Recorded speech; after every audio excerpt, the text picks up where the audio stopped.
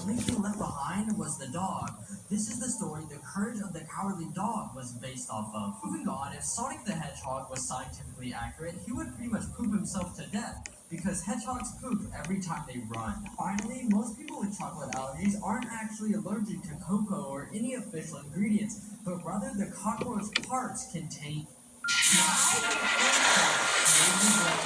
Part 26. Firstly, there was a study done in Yale where they gave monkeys running to use as nutrients for food so they can learn running how to diet. However, when they did this, the monkeys started paying for intercourse. Next, the monkeys know that there is an actual place in the